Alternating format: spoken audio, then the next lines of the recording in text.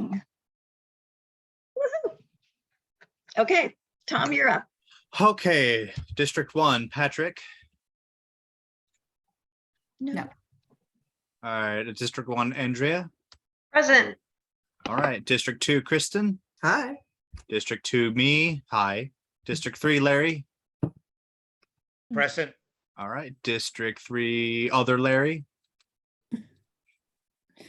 He's muted. All right, District 4, Deborah. Present. District 4, John Lind. Okay.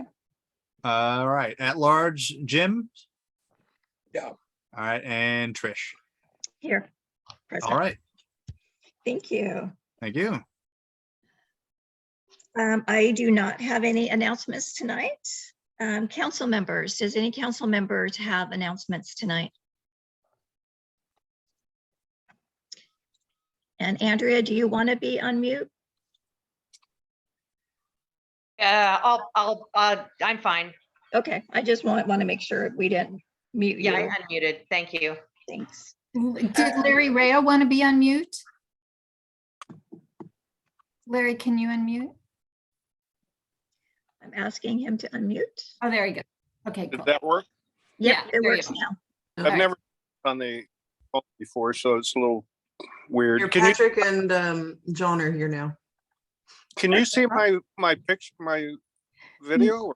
No, we cannot see your face. It just says Larry's iPhone 12, but we can hear you. Okay, I'm on. Now you're gone. Now you're muted.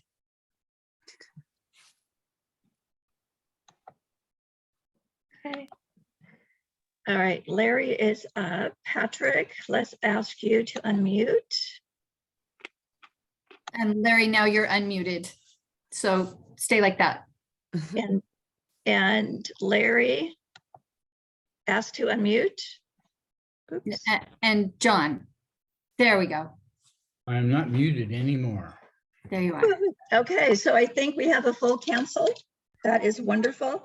And since some of the council members were coming in a tad late, do you have any announcements that you need to say to the LOCAC? Beautiful. Nope. Okay, let's go to the sheriff's report. Do we have a sheriff tonight? Can you raise your hand? Okay, then let's go to Captain Klingenberg. I know he's here.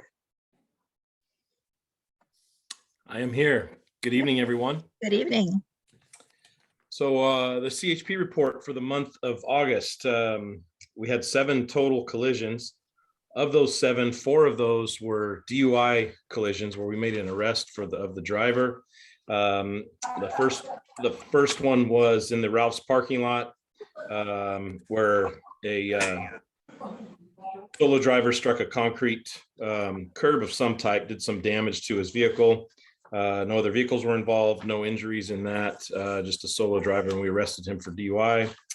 We had another DUI collision on South Bay, north of Yama Lane. That was a solo vehicle rollover collision. The driver did complain of pain. In that collision, there were no passengers, but we made an arrest in that one for DUI as well. Our third DUI collision was on Los Osos Valley Road, west of 9th Street. That was a 2-vehicle minor damage collision. It actually was the one vehicle struck a parked vehicle in that, and we arrested the driver. Again, no injuries there, very minor damage to the vehicles, but nonetheless, we did make an arrest for DUI in that collision. And then our 4th DUI collision was a 2-vehicle collision on Los Osos Valley Road. Slow down, Greg. At the intersection of Willow Drive. That was it looks to be a right-of-way. I don't have the completed report, but just gleaning the information that I can from the preliminary report that I have, that was a right-of-way collision in the intersection there. 2 vehicles, no injuries. Then we had 3 collisions that did not involve a DUI driver. One was on Los Osos Valley Road, about a mile and a half east of Turi. That was a hit and run collision. Vehicle made an unsafe lane change. No injuries. Minor damage to the victim vehicle, unknown on the hit and run vehicle. We did not have any sort of good information to go on in that hit and run collision. Los Osos Valley Road, east of Turi Road. We had another non-injury collision on South Bay Boulevard, just south of Los Osos Valley Road, 2-vehicle collision. That one was no injuries as well. And it looks to be both had minor damage, and looks to be a rear ender collision at that location. And then our last and final one for August, Willow Drive, 205 feet north of Los Osos Valley Road, 2-vehicle collision. One vehicle made an unsafe turning movement into the opposing lane, causing moderate damage to the vehicles, moderate damage to one vehicle, major to the other vehicle. We had one driver also complain of pain, but there were no visible injuries to them. So that was the collision report for the month of August in Los Osos, in and around Los Osos, and I'm available for any questions that you have for me. Any questions from the council? Any questions from the public? All right, Captain Klingenberg, thank you so much. We appreciate your time. Thank you so much for your service to the community, and thank you for your time as well, and have a great night. Thank you. Okay, Corey. Hi, everyone. Corey Hahn here, County Planning. Just a quick update on the retrofit study. Last time, I think we spoke about this. I said that we were gathering information and data so we can get that to the consultant to do the study. They now have all the data that we've gathered, and they're sifting through it and working through the analysis. So that's where we're at. We're still targeting end of the year completion date. I can continue to provide updates on it at each meeting. Also want to apologize for, we still don't have the capabilities right now to generate the reports, because there was an update to our permitting system, and I lost the ability to generate the reports that I typically generated for permits and plans. I'm hoping to get that capability back in the next meeting. Okay. Any council questions for Corey? Any community questions for Corey? Can you raise your hand? Nope. All right, Corey, thank you very much. Thank you. And I don't see Bruce Gibson, but I do see Blake. Good evening, everybody. Yeah, sorry that the supervisor couldn't make it again this month. Apologies, because this is the second one, and if I can pull back the curtain a little bit, he is stuck out at Heritage Ranch, and he's just in transit. He might be able to join a little bit later, potentially via phone, but we thought it might be best if I handle the report tonight. So put the curtain back in front. There's not a ton that's Los Osos specific that I've got tonight, but one major accomplishment that we just had was the ribbon cutting for the new county animal shelter. That actually happened yesterday. However, the animals were moved over a week previous. So we are now fully in the new shelter with staff and animals. That was a huge undertaking. It really took off about 8 years ago and was in conjunction with the 7 cities who had a financial role to play in the capital necessary for that project, as that building services not just the unincorporated areas, but also the cities as well. But all 7 cities were on board, and we were able to get it accomplished. So a big win for just the collective animal lovers of the county. It's a much better shelter. If anyone had been to the previous one, it was admittedly very grim and kind of a sad place, and not really the kind of place that you would go to and maybe that had an impact on the animals there. So if you've got it in you to go out and take a look, that would be great. Maybe take home a dog or a cat or a reptile or a rabbit or something like that. I was asked last meeting by Patrick about any potential grants that the county had applied for Los Osos water in reference to a Tribune article in which 2 other city jurisdictions had. I wanted to follow up on that. I had asked County Public Works if any grants had been pursued. They had indicated that for Los Osos, the only monies pursued were from the ARPA money, and it would likely be the Los Osos CSD who might have applied for any grants. I don't know if the CSD did or not, but just to follow up on that, because I didn't know the answer last month. I was also asked via email preceding this meeting to discuss if safe routes to school money had been brought to Los Osos. From my memory, it was a positive, but I might actually lean on Deborah as kind of my traffic expert in Los Osos. I have a lot of different things and not all of them stick in my brain. So I might tee you up real quick. I thought that there had been some safe route to school project that had come to Los Osos. Am I mistaken on that, Deborah? No, Blake, you're correct, but we ran into a problem. This was a safe routes to school sidewalk for Baywood Elementary. It was a sidewalk from 9th Street to 8th Street on El Moro. And they did all the planning and design. We got a $270,000 grant from SLOCOG.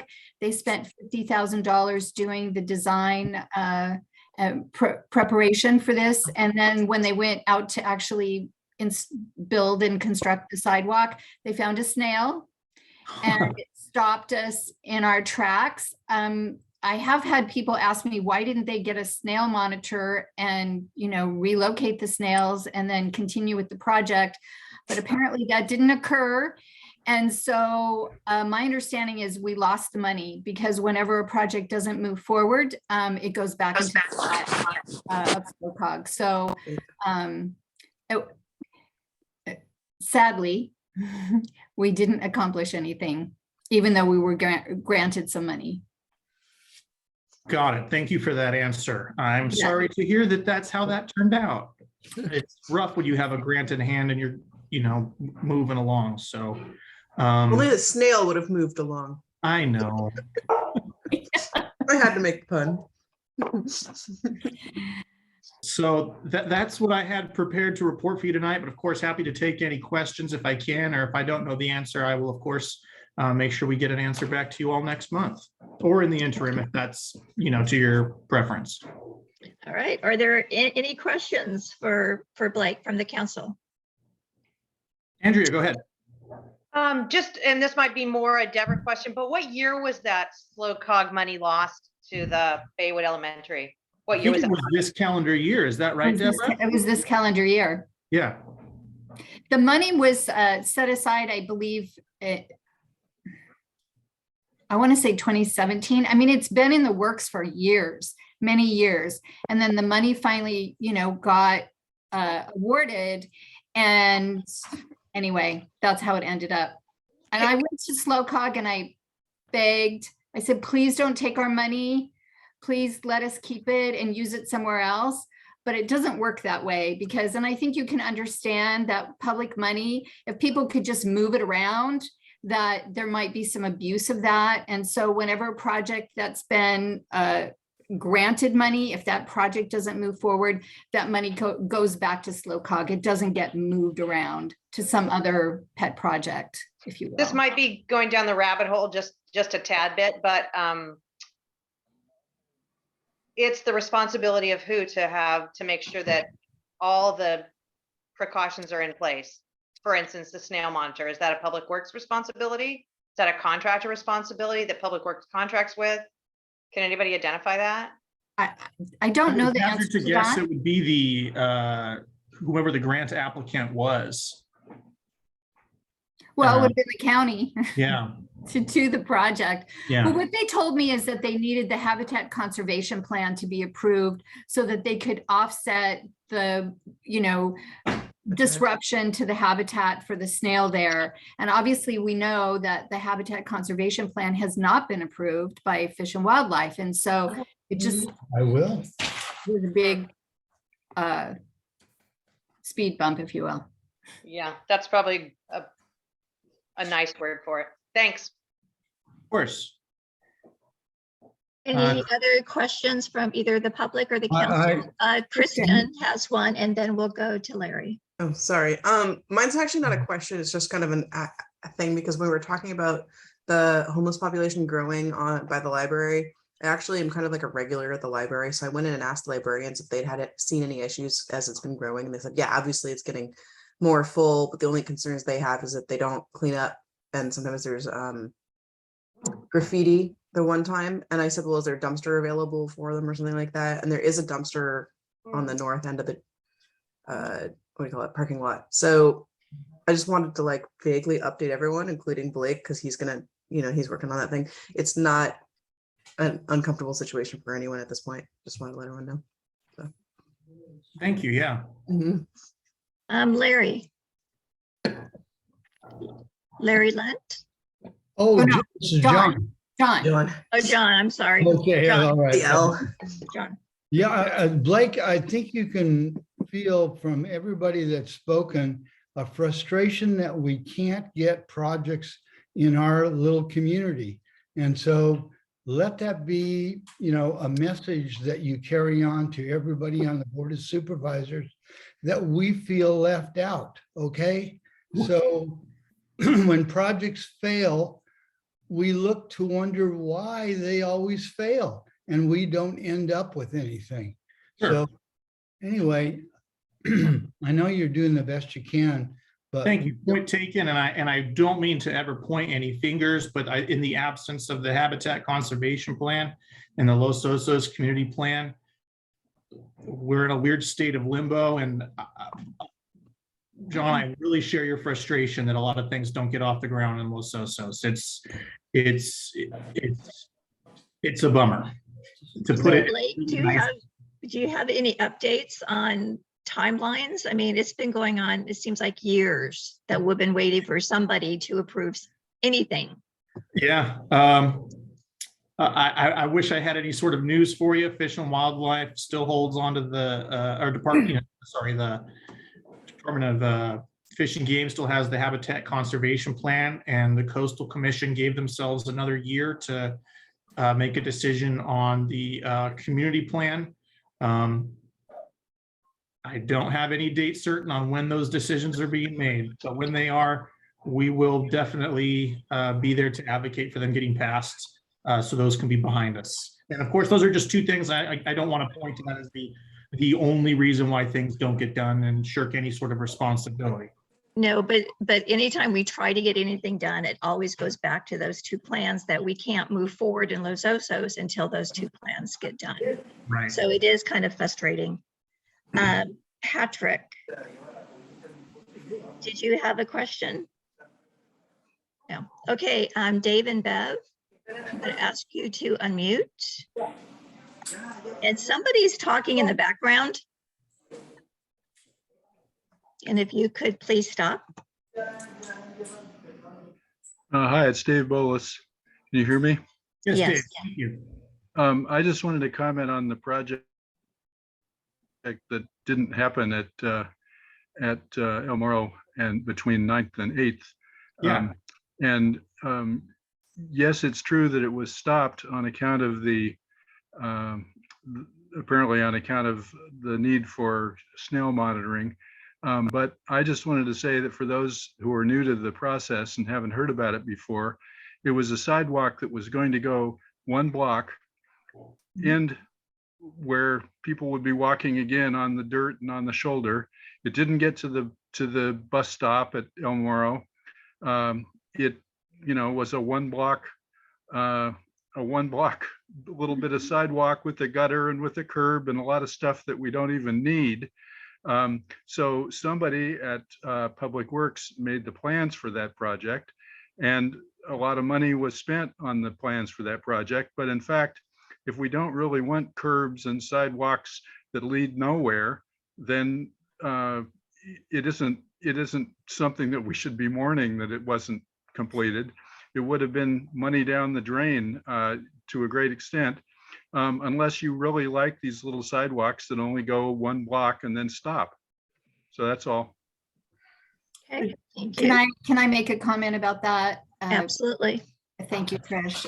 So Dave and Bev are 100% right. And I advocated strenuously that project should be reconsidered, because in actual fact, creating a sidewalk from 9th to 8th Street and dumping children, and it's not just the elementary school children, but also the middle school children that walk that path, would be dumped into an intersection that has not even a crosswalk. So instead of making a situation safer, it actually, in my opinion, made it more dangerous. And but in the end, the project was taken away, and so was the money. Patrick, you're up. Yes, can you hear me okay? We sure can. Okay, so Blake, the Habitat Conservation Plan and the Los Osos Community Plan, is there a reason that the Coastal Commission and Fish and Wildlife are not approving those? Are there negotiations going on with the county and Coastal Commission and the Fish and Wildlife? I mean, why is it taking so long? Is there a roadblock? Is there something that just need to gets changed, or what?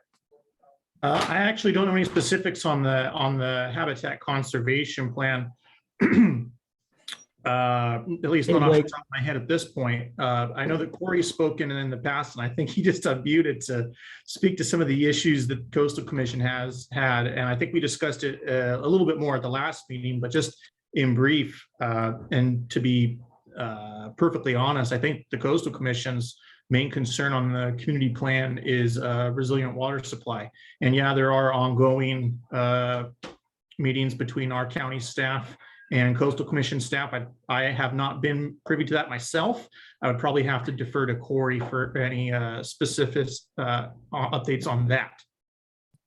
Corey, is there anything you want to add before we go back to Patrick? Yeah, thanks. I just want to give a quick, I guess, some of a status update on the HDP.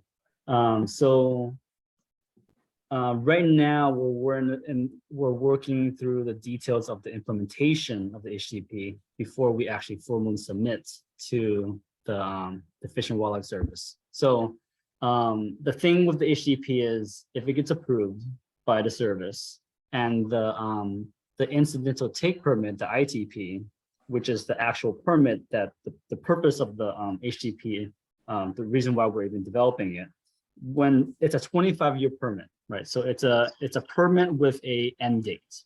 And so that permit, that clock of when it is valid begins when we get that issuance. So it is imperative as to implement the HDP, the actual plan itself, once we start. Otherwise, we're getting a permit for no reason, right?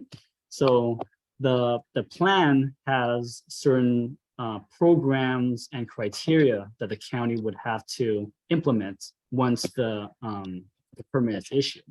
And so we are working on the implementation, and what that means is what programs we need to pursue in order to actually use the permit. That requires staffing, that requires funding. So before we actually get the permit issued from the service, we want to make sure we have all our ducks in a row. And so the way the HDP works is there are programs that the county would take on. So we would, the way it's set up is that we would have to spend the money up front, but it would be repaid back through development. So the fees that development would pay would replenish the funds that the county would have to spend to implement those programs. So in order for us to have a successful program, there needs to be, we need to make sure the implementation of it is going to pan out, where we will actually get that money recouped. So that's kind of a long-winded answer as to why it has not been approved yet, is that we need to work out the details of the actual implementation of the program. You have a timeline, because I think the county has had this for a couple years now. How long is going to take the county to do the details before it Yeah, can so- go to the proper place? That's a great question. So the plan itself, we have worked out the details of the plans itself with the service already. So it's for the most part ready to be submitted to the service.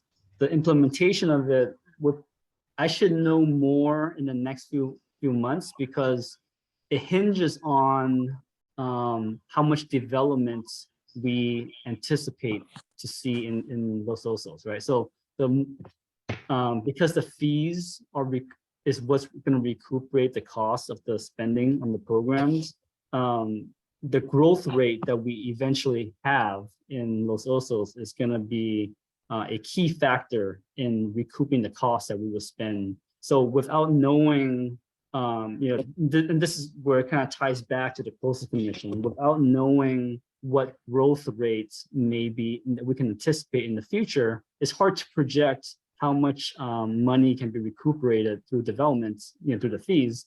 So it'd be irresponsible of us to propose a program and spend money, but we don't have a way to recoup that cost. So that's I should probably know a little more in the next 2 to 3 months through the discussions with Coastal Commission staff on the LOCP, the community plan.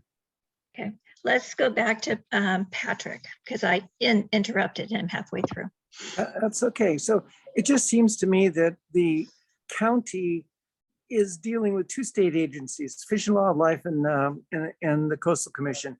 These agencies have mandates that they have to support and direct. So if the county just needs to do whatever needs to get done to get these things passed.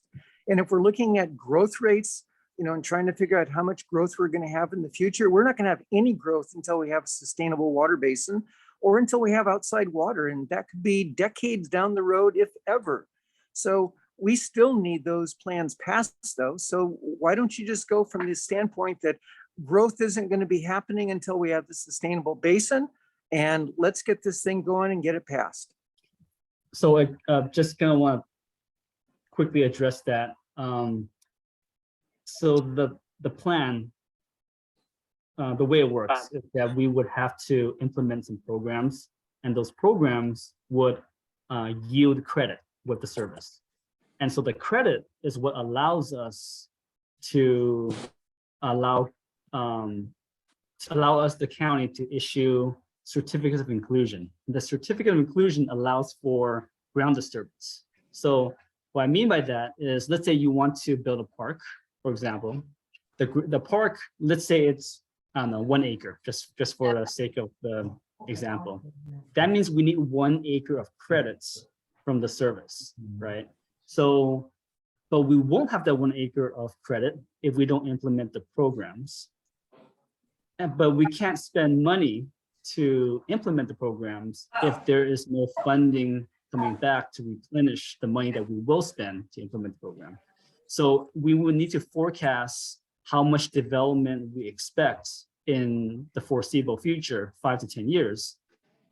And that money that we collect through fees will replenish the money that we will spend to implement those programs. So without knowing how the forecast developments, it's hard to anticipate how much money will recoup through fees. What if you just figure that there's no development for the next 5 or 10 years? If that was the case, that would mean we would not recoup the costs. It'd be difficult to justify spending tax dollars without a plan in place. Sounds like a catch-22 to me. Yeah. Could I ask a question regards this? But- Now, if you would Hey, just, John, Hey, stand, wait John, in line. we have 4 people ahead of you. You Oh, have I'm to sorry. raise your hand. So the next step is Deborah. So Patrick said it right. We're in a catch-22. If we have no development, we have no funding mechanism, we have no fees to pay for the program creates the offset, which allows us to have parks and trails and bike lanes and so forth. If we want these things, then, which we do, we have to understand that the only way we're going to get them is if we have developer fees that pay into the pot to create the programs so that they can, go through the fishing wildlife credit program. I'm not giving it the right terminology, but I think Corey did an excellent job of explaining it. And I thank you, Corey, because you deepened my understanding of it as well. So that's the situation we're in. So when she comes down, I'll tell her. Thank you, Debbie. Who When she's coming down, she's gonna have to ask. who has all the background? I think it's Patrick.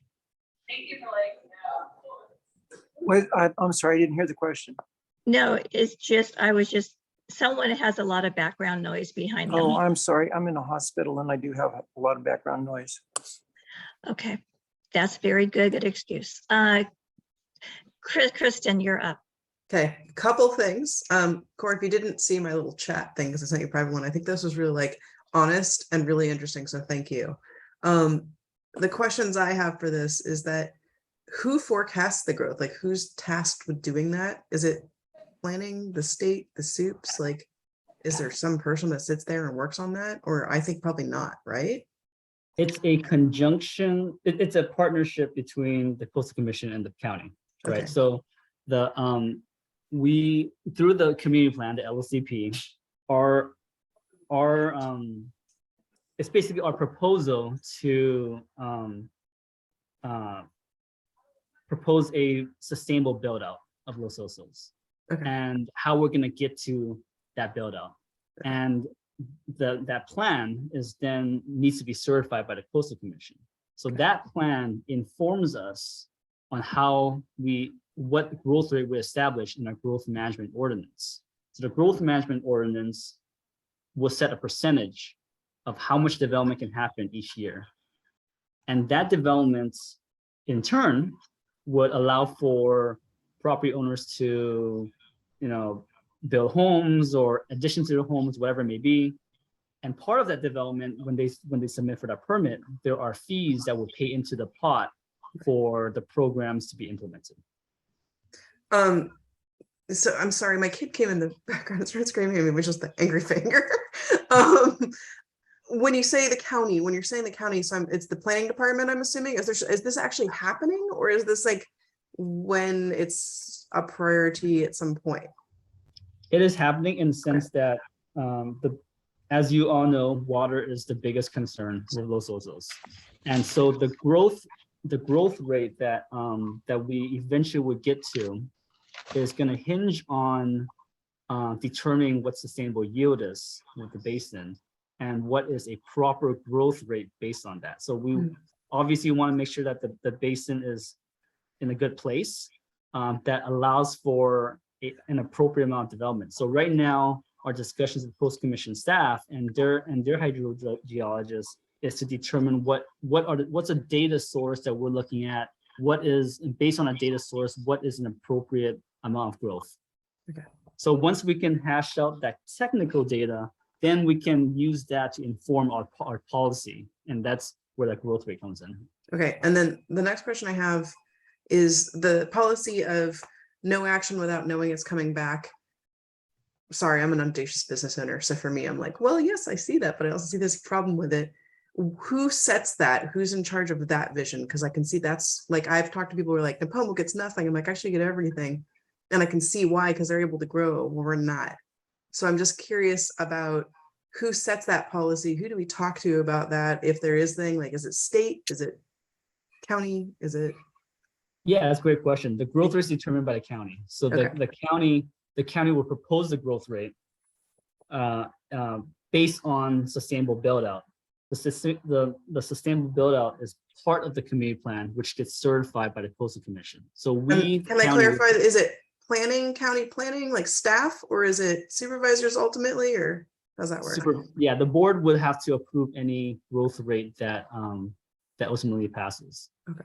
But planning would be the lead agent, like the lead department that would carry out the planning, the drafting of the plans and all that. Cool. I really appreciate it. Thank you. No problem. Thank you. All right, Tom, you're up. Hello, okay, so, is there any way to, fund any sort of project that doesn't involve growth? Because it seems like, funding projects only with growth means that projects can only fund enough to support that growth, thus leaving everything that isn't, developed still undeveloped.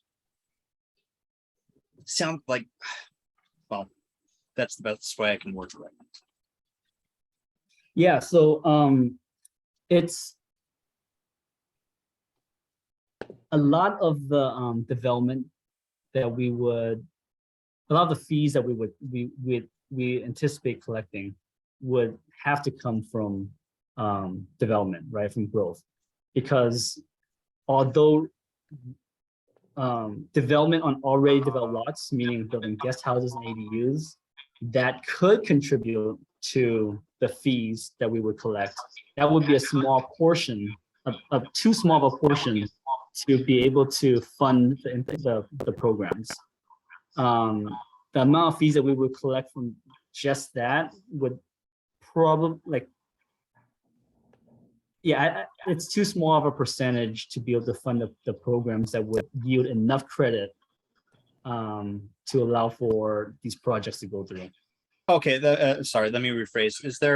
There's no possible funding that comes from any other source.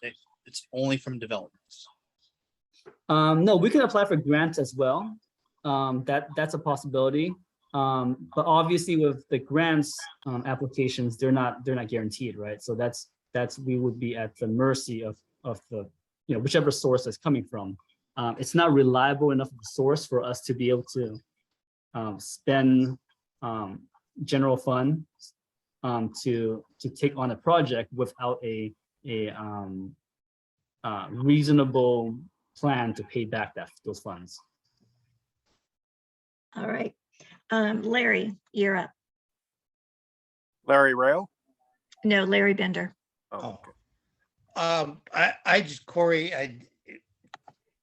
I tend to just disagree with what they're looking for. If funds are needed and it only can be done by growth, that's the wrong source. You have to find the money somewhere else. Los Osos pays an incredible amount into the general fund because of the value of property here. That money is not returned to the community. They can find money in the general fund from the taxes we all pay to finance this, because otherwise it, as everyone has said already, it's a catch-22. You can't permit unless you build houses. Well, if we don't have the water, it's going to take 25 years. That means there's no permits for 25 years. Come on. Corey, the county's got to think outside the box and has to look somewhere else to make this happen. And it can happen. You're going the old way. The developers are going to bitch because they have to pay so much in developer fees that they're going to say, well, we can't build houses. It's too expensive, and these developer fees to pay for all this, then they're going to say it takes too long a time. I've heard this here in our community years ago, and it's the same story again. And nobody's changing the record. It's the same record recording over and over again.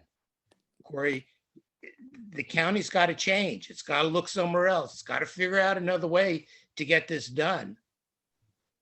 That's all I have to say. Thank you. Larry Rayo. Yeah, I agree with you, Larry Bender. We pay a lot of taxes, and I don't know why we can't get some of this done through the taxes that we pay. I heard also that the Coastal Commission was had a 1-year extension on the community plan. Did I hear that correctly? And why is this the first time I've heard about it?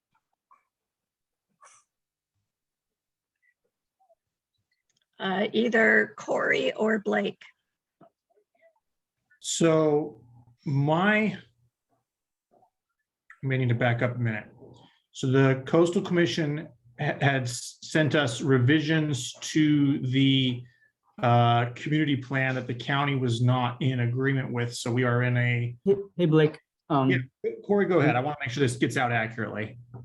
Yeah, so actually, let me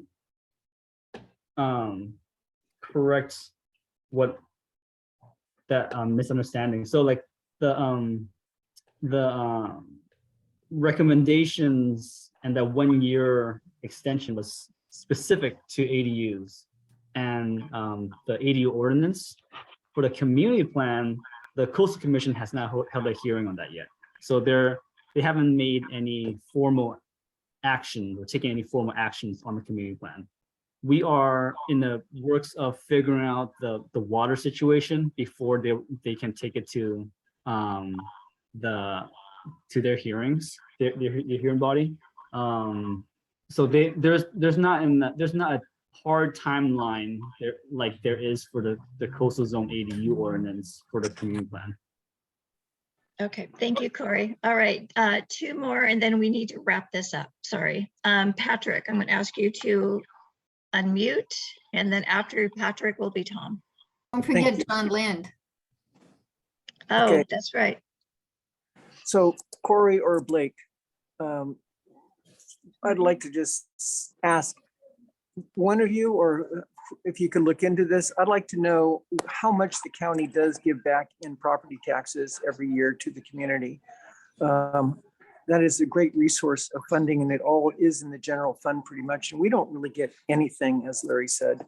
So could you give us some kind of a detail on maybe how much property taxes are paid into the county and how much the county gives back to the community in those, so we can just get an idea of what we're talking about? And then I'd like to comment on the water situation, because you'd mentioned the fact that we're looking at various metrics. The county coastal commission is looking at things. Well, the coastal commission has made it very clear that they are not going to be looking at guesswork.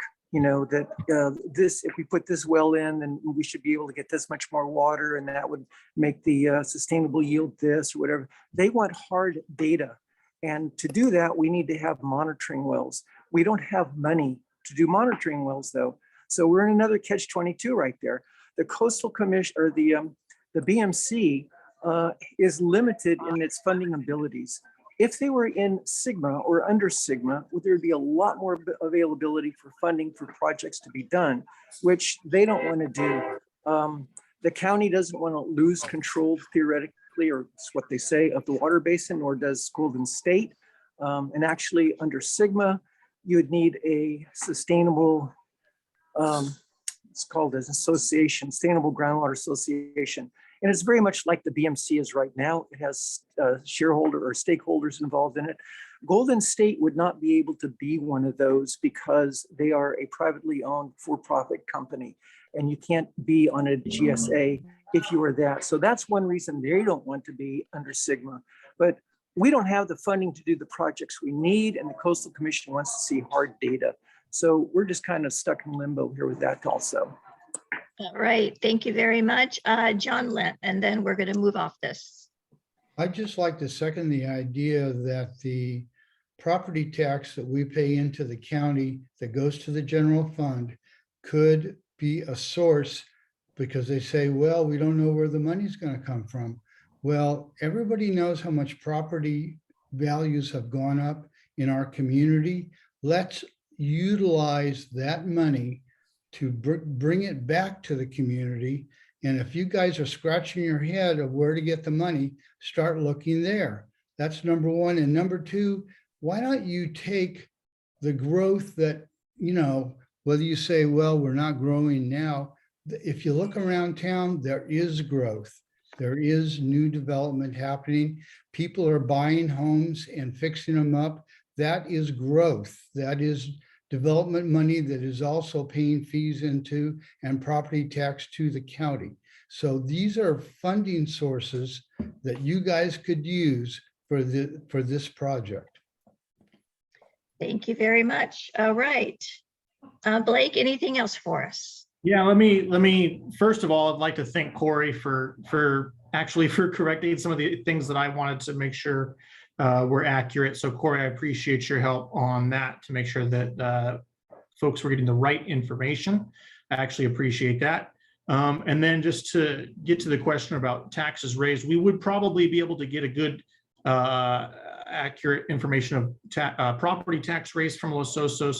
But as far as a number that goes back in, that is challenging to get to a specific number, because how would you quantify the amount of tax value that a sheriff's deputy might bring, or a specific social service program, or any of the other number of things that the county does? So it's really hard to get to a specific number that goes back into Los Osos. So I don't mean to dodge that question, but just that one would be tricky to get to a specific number that goes back in. And so I appreciate the discussion tonight. And again, if anyone has any questions, feel free to give me an email or a call at the office, and I'll do my best. Thank you, Blake. Thank you. Do we have someone here tonight from the CSD? If you could raise your hand. Nope. Okay. Chamber of Commerce report. Is that you, Jim? That's me. And basically, we're still working diligently on our Oktoberfest. Things are coming together. Support sponsorship from the community, and details are falling in place. We have the music pretty much set out, led off by Jewel Knight. The other two groups escape me. They're very well thought of, so it should be a fun afternoon. Okay. Thank you very much, Jim. Appreciate it. Public comment for items not on the agenda. Anyone in the public, can you raise your hand if you have any comments? Paulette. Wait a minute, we're asking you to unmute.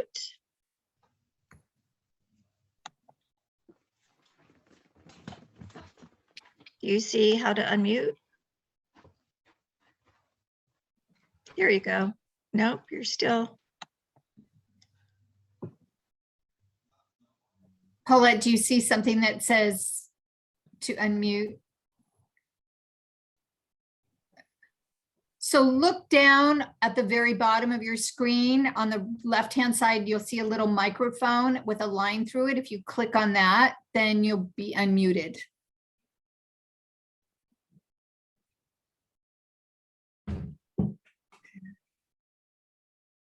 Paulette, we cannot hear you. Come here.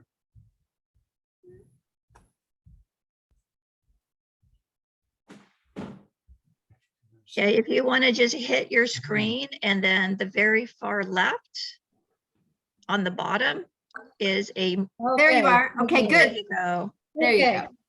I hope that won't take from some of my time. I need maybe 2 or 3 minutes to make a proposal to the group. And before I do, I want to thank you all for your committed service to making Los Osos a better place to live. So thank you so much.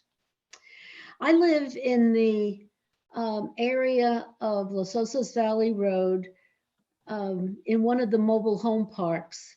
And the proposal I'm suggesting is from the coming to us from Los Osos, from SLO, is at the beginning of the park preserve that enters the beginning of Los Osos, right through to South Bay Boulevard.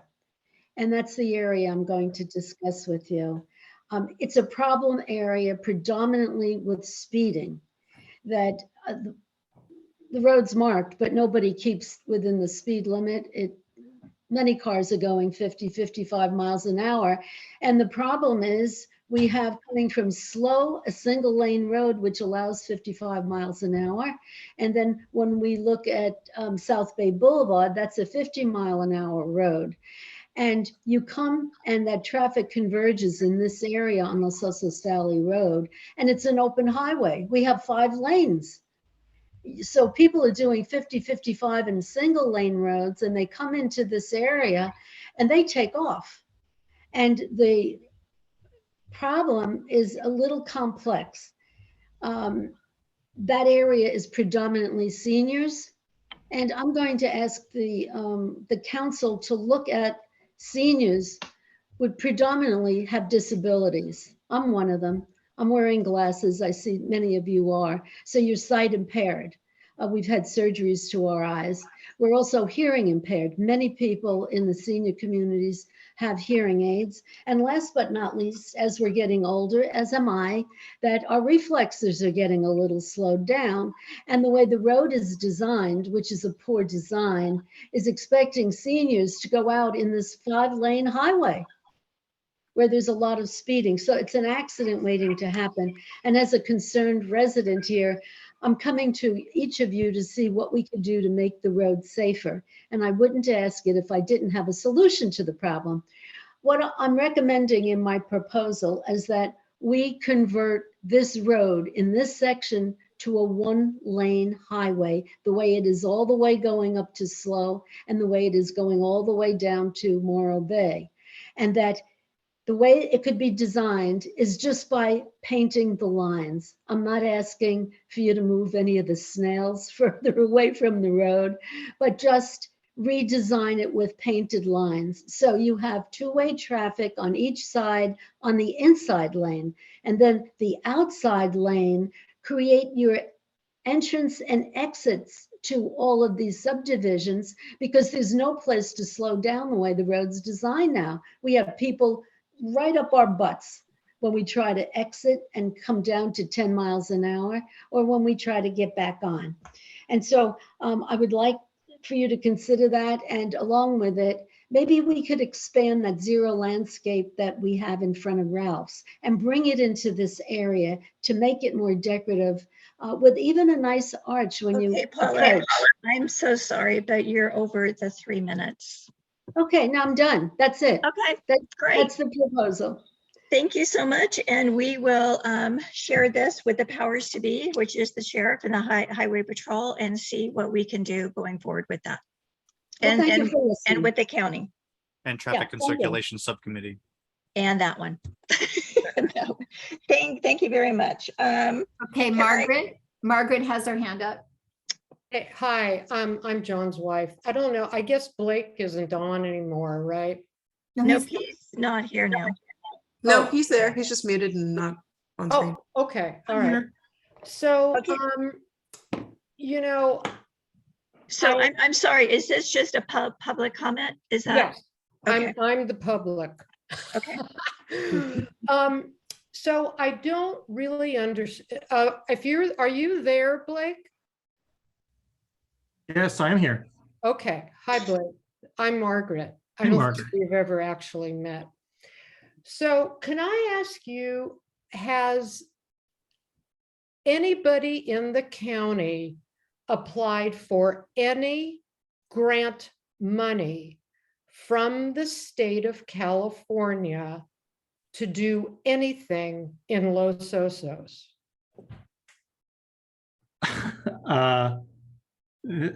You know, I would assume the answer is yes, but that's a pretty wide question. So you know. If the answer is yes, I would really like to know where that grant money went.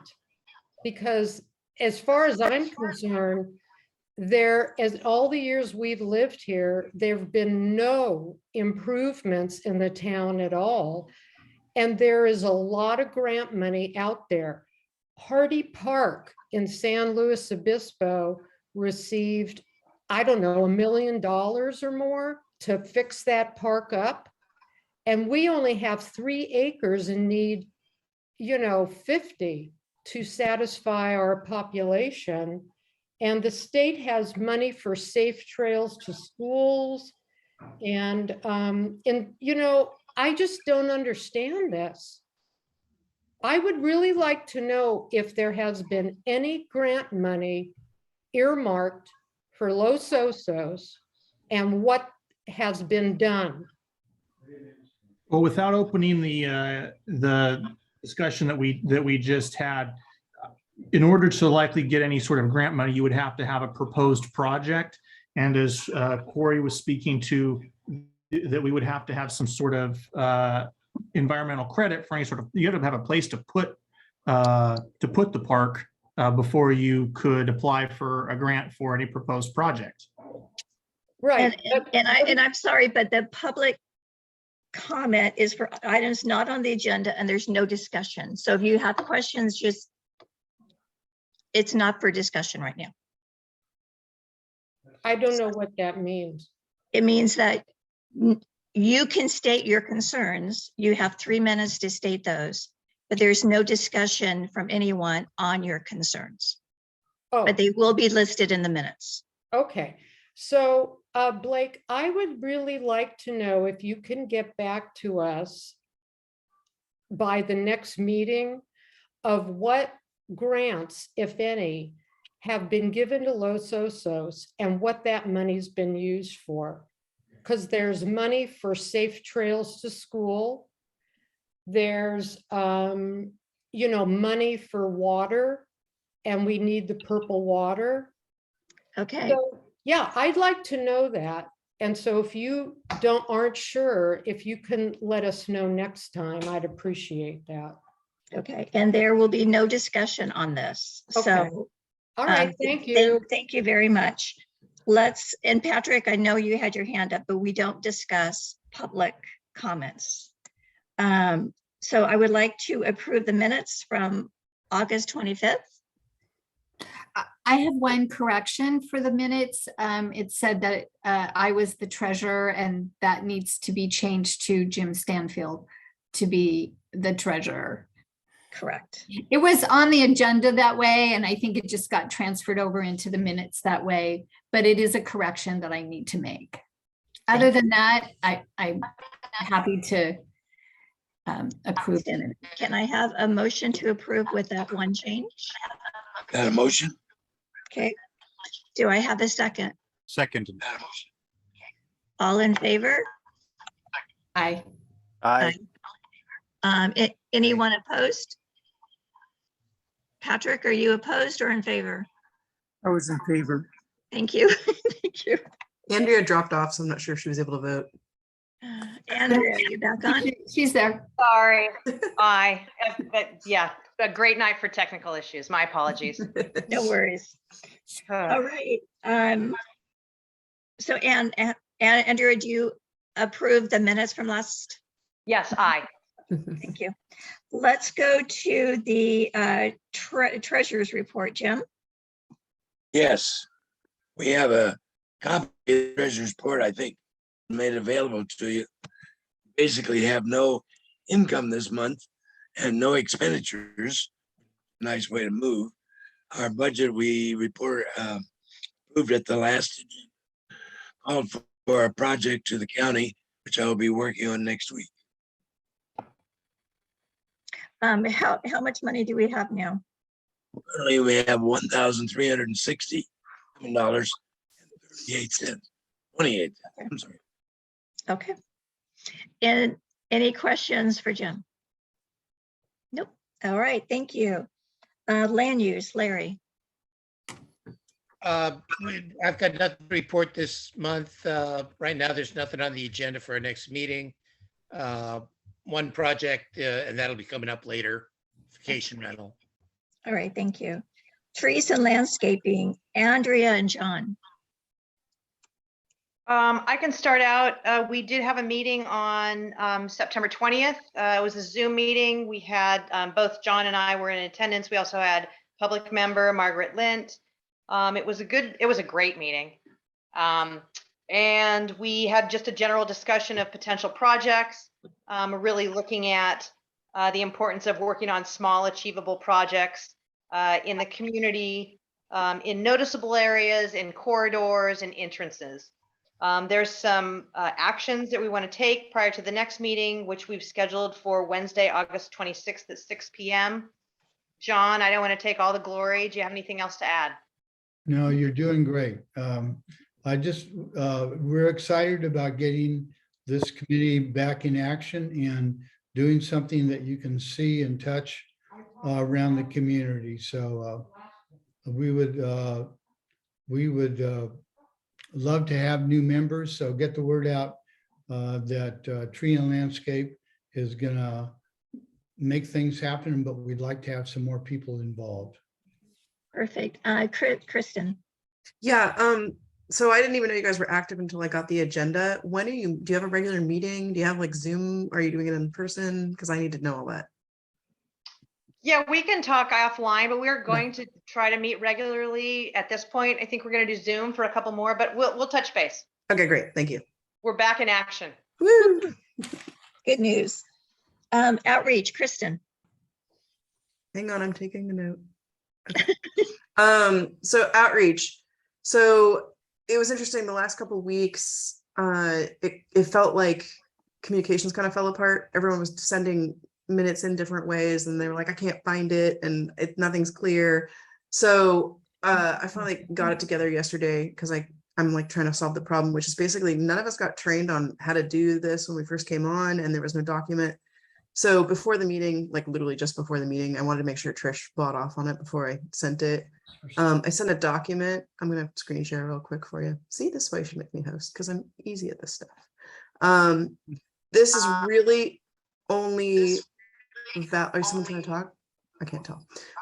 This is really only for chairs. I'm asking only chairs of committees to do it because I don't always know if I'm supposed to add something or not. So if I know it's a chair, or I know that the chair has delegated, that's also helpful.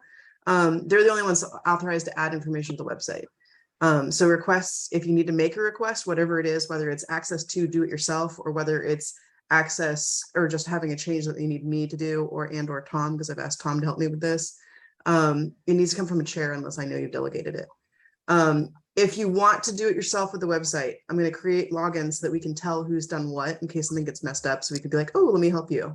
So I'm going to create individual logins for you all if you want to do this. So first action item for you is that if you would like me to give you access to post your own stuff or update websites, I would like you to please send me an email from the email address that you would like to use as your login. So it's very easy for me. So that is your first one. Second thing, once you do that, you'll be able to alter text on the website, add or move files and in Google Drive, and take care of it yourself. Do I have training? Yes, I do. There's a video that you'll be able to follow. And if you need more help, I'm here to balance it. But the video is pretty straightforward if you're having to do it. I went and trained Trish how to do it, but then she didn't have to do anything, so she forgot, which is totally normal. So you need to get trained when you're doing it, and then the video should be able to be enough. If it's not, I can re-record. I do speak quickly, but you can always pause and go back. Other than that, if you don't want to do it yourself, you're like, I hate technology, whatever. Larry gets huge gold stars for doing this for me. I programmed it so that if you send an email to LOCAC info and you put post in the subject, it will automatically put it into the drive for me to just move, because it's actually kind of a hassle for me to get the file because I have to download the file from my email and then move it over to LOCAC. So it takes like a second for me to move it once I know it's in there. So thank you, Larry. I really appreciate it. So there is a low tech way to do it if you don't want to do it yourself. But I'm going to say chairs are responsible for checking dates and that files are corrected as they're represented on the website. Because whatever's on the website gets emailed out in the newsletters. And when I send a newsletter out, people are like, the date's wrong, this isn't right, and I can't find this file. And I'm like, I'm not actually like, I don't know, right? And it's the same thing with like poor Andrea's like agenda got lost because I didn't even know there was a treason. Like I thought it was done, you know? So there's a lot of moving parts to actually doing this. And if I want to do it well for you all, we either need you to do it yourself or we need to make sure you guys are responsible for it. So I don't have people yelling at me because I don't know.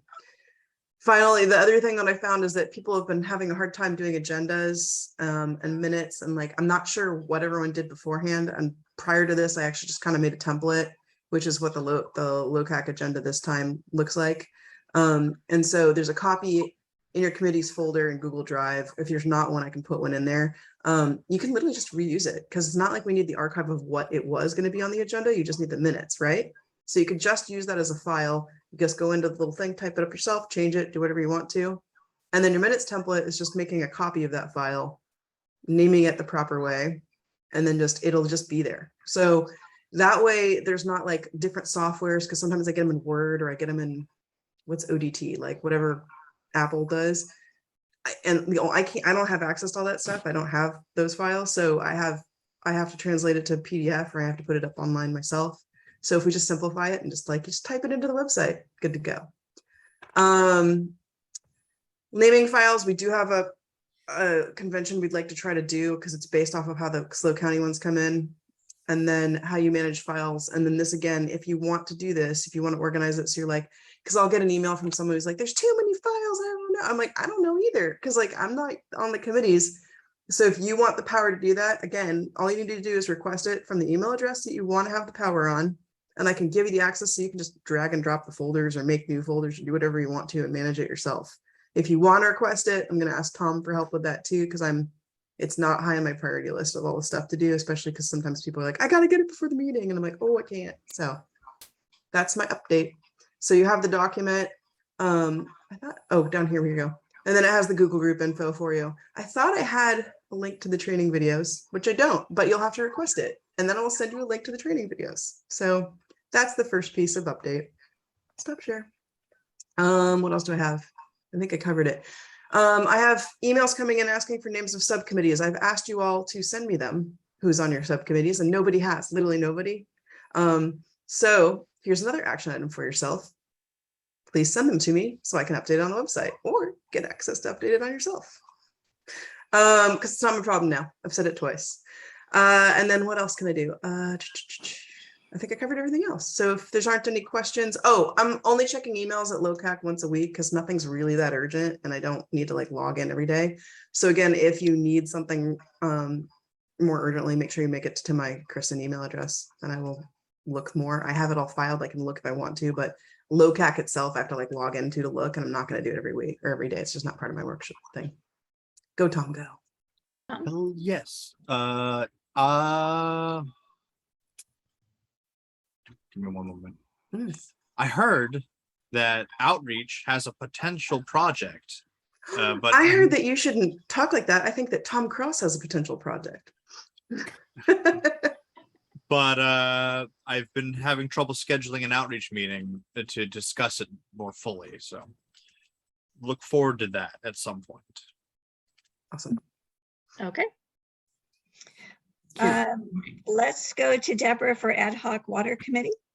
Okay, great. Thank you so much. Yesterday was the Basin Management Committee meeting, and I did take notes, and I'm going to report on that. Unfortunately, Larry, well, maybe I say fortunately, because he's in Oregon, which is a lovely place to be, wasn't able to attend, and he did have some comments, so he might be adding to my report. But here's what I've got.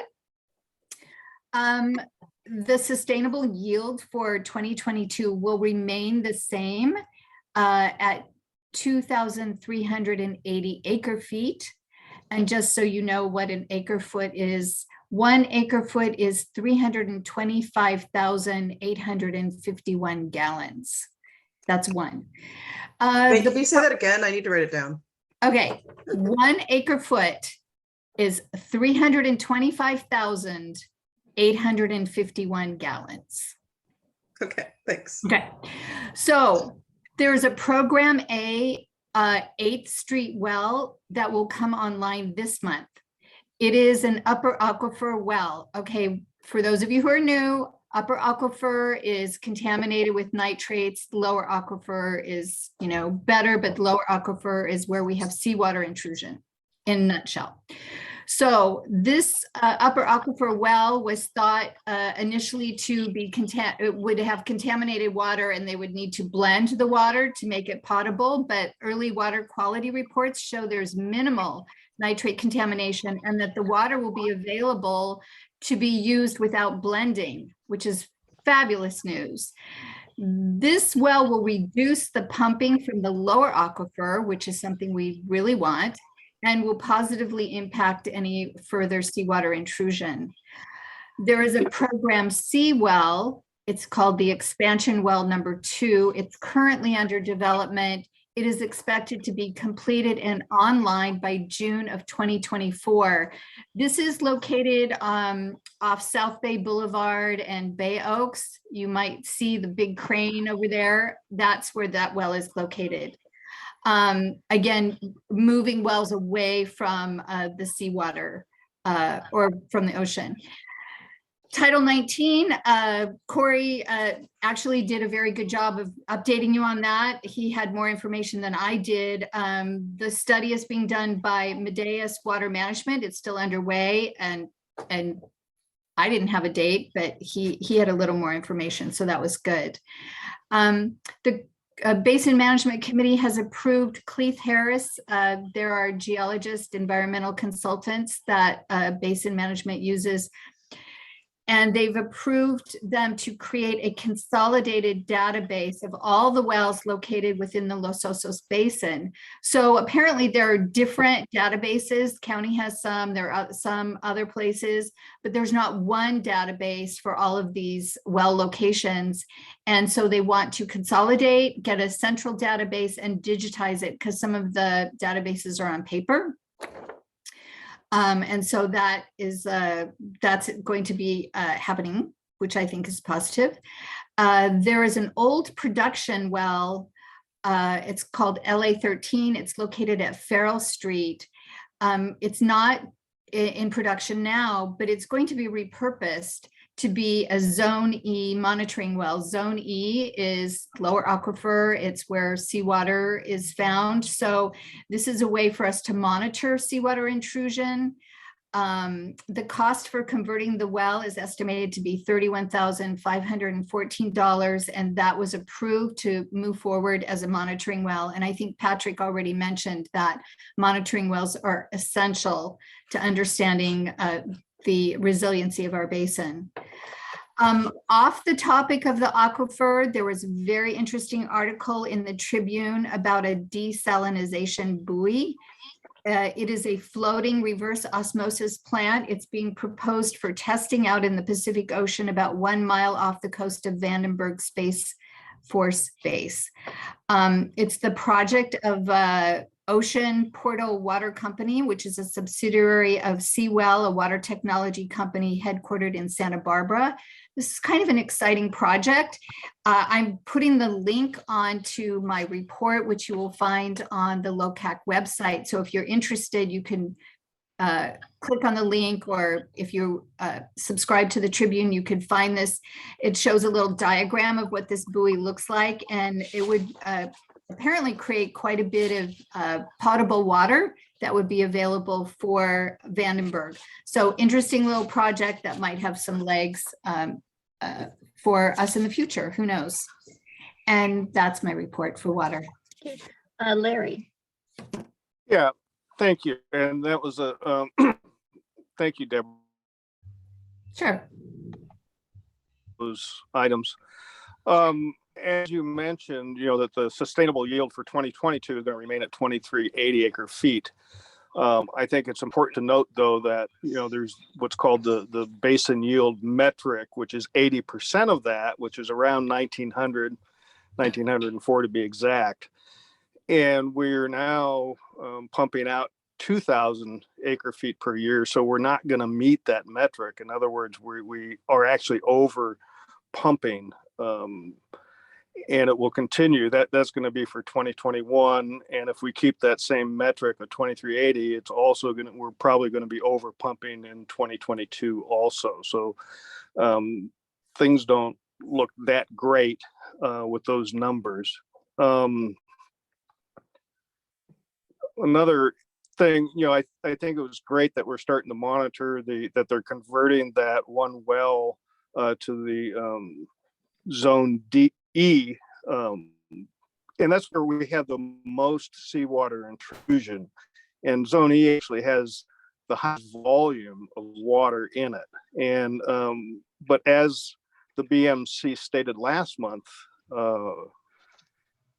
they needed they proposed 4 wells into the E aquifer, and that might not even be enough. So one well is going to help, but we still need a lot more monitoring, at least 4 wells, if not more, down there. So it's a good start, but as we just talked about, really no money for additional wells. And without these additional wells, we're really not going to be able to monitor the extent of the seawater intrusion as much as it should be.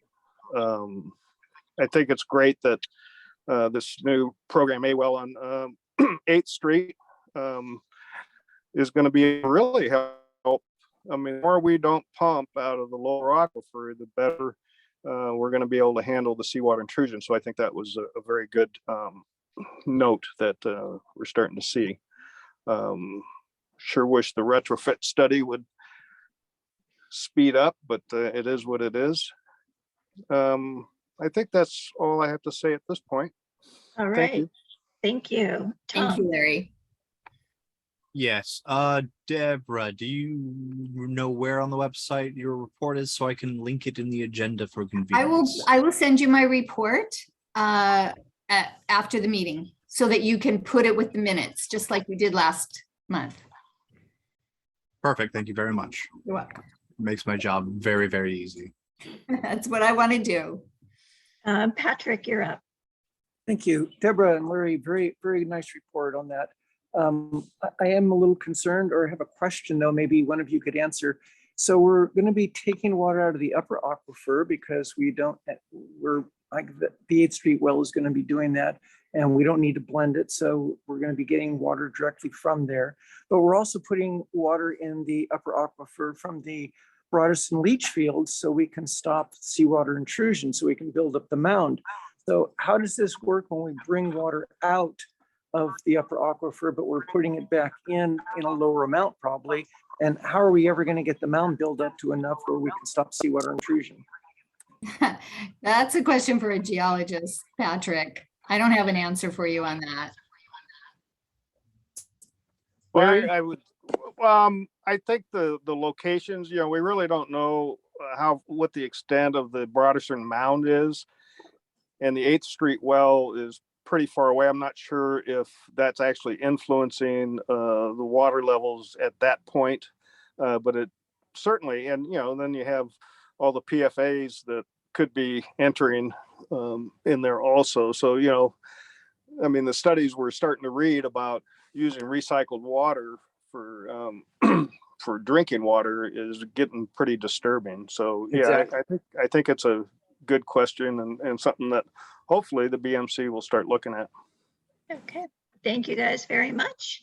Let's go to active transportation, Deborah. I didn't get. Okay, so Oh, I'm sorry, John. Yeah, I'm sorry. Just two quick comments regarding the Seawell offshore desal project. I've talked to those folks and they have connected with Ron Munns, just to give you a heads up.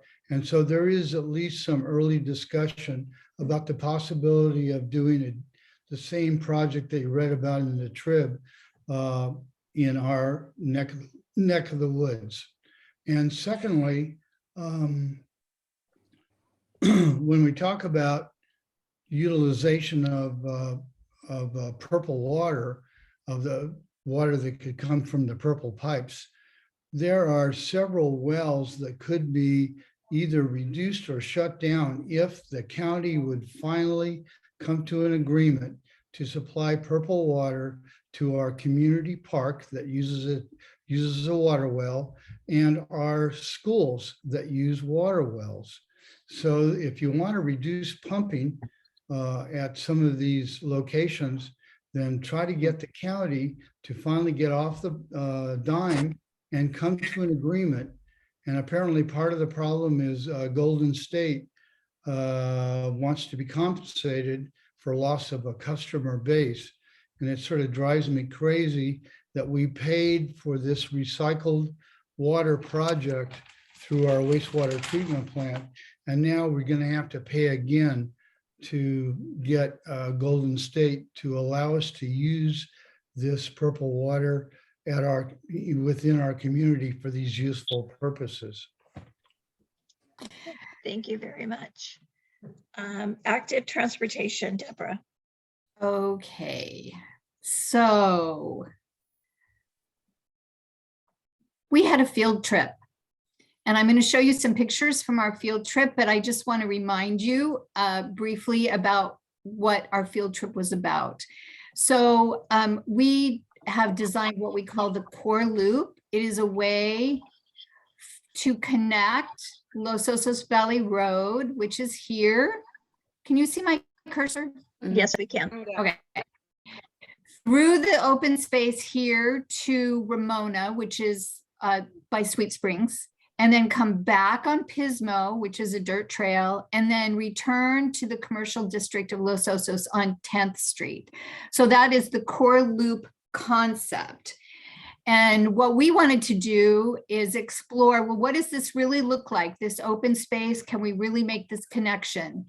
And so I'm going to show you some pictures of our field trip. We had so much fun. It was the most gorgeous day. Here you can see us standing at the entrance of a trail that you can find. Pictures aren't showing up yet.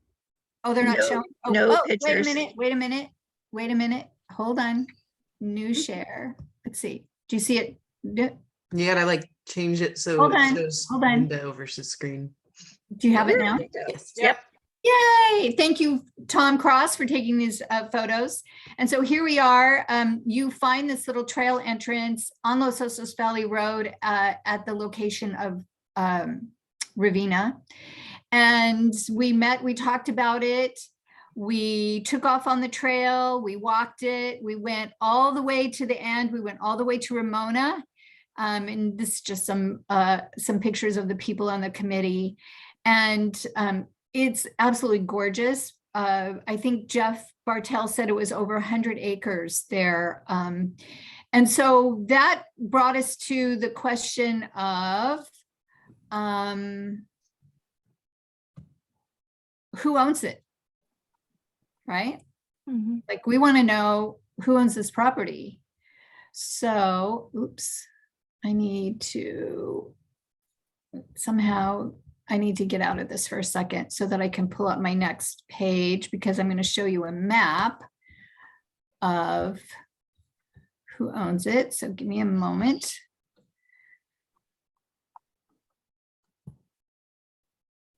Here we are, this guy. And so here we go. So I'm going to get rid of your faces.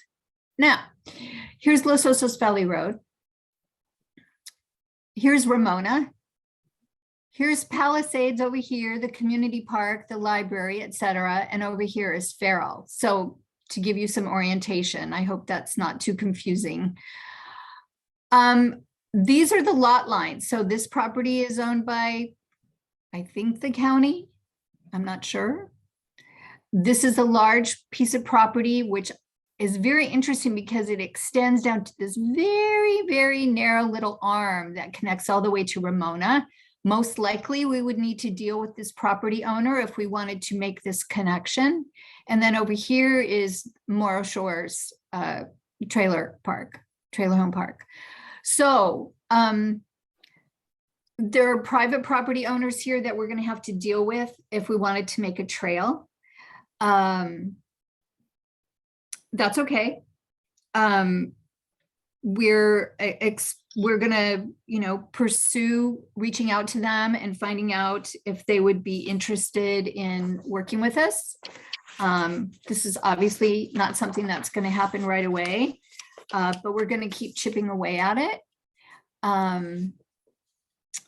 We might possibly consider coming off of Palisades and then making the connection, because it would be shorter and it would probably be quite a bit cheaper if we did that. And since we would expect many people to want to actually go to the library, the community center, that's really where they want to end up anyway. So, so that's what we did. That's what we talked about. And if you have a question. And we have a question from Kristen. I don't Okay. have a question. I have like epic praise for you because I have done that explored that area many times trying to get through, being like, this has got to go through. It's part of my no. Why is it here? So I am personally very excited about that because like I bike everywhere, walk everywhere, and I don't take my kids to the library via bike because of LOVR. And if I had a way to connect that piece, it'd be amazing. So So many people tell me that they would walk or ride to Yeah. the library if they had a way to get there. And so we're working very hard to try to make that happen. One more thing from the Transportation Committee is that we are in communication with the Los Osos CSD regarding their proposed pipeline from Los Osos to Morro Bay that would connect to state water. We've talked about that before. We would like to piggyback on this project with a pedestrian bike path. We believe this would increase the value of their project, their water project. We could possibly bring in some additional financing, and it would also connect very beautifully with the new bridge that's going to be built on South Bay Boulevard.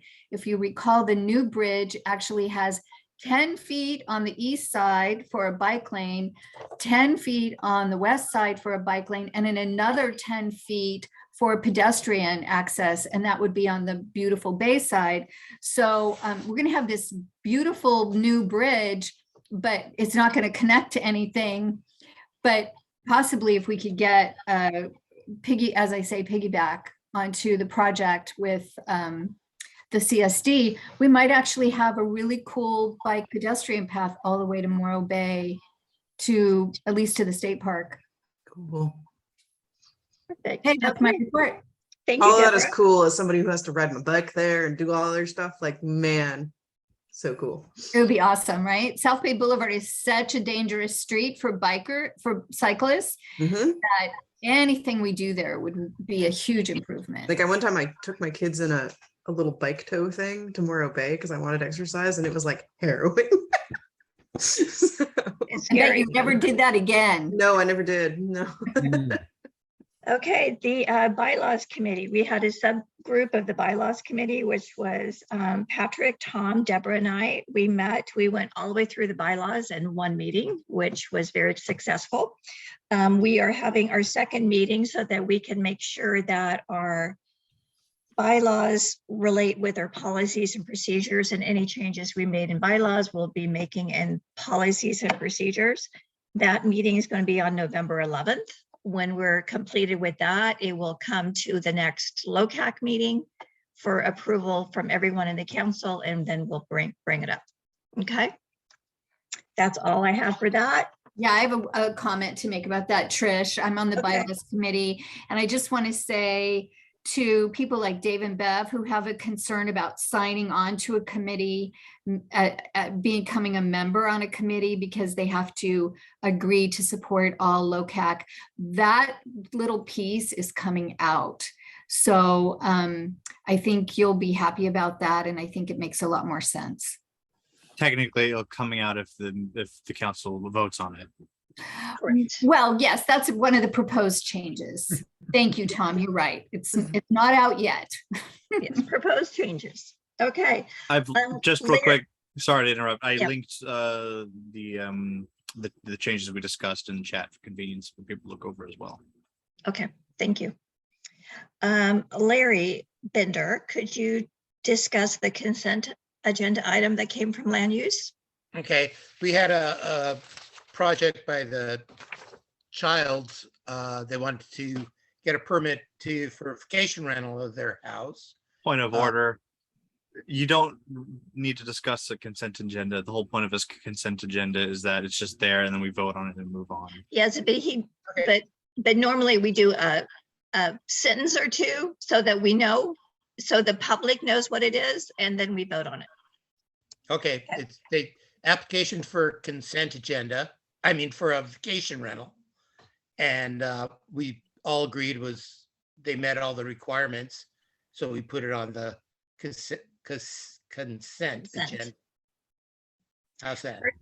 Thank you very much, Larry. Can I get a motion? Actually, before we make a motion, can I just ask a procedural question so I understand?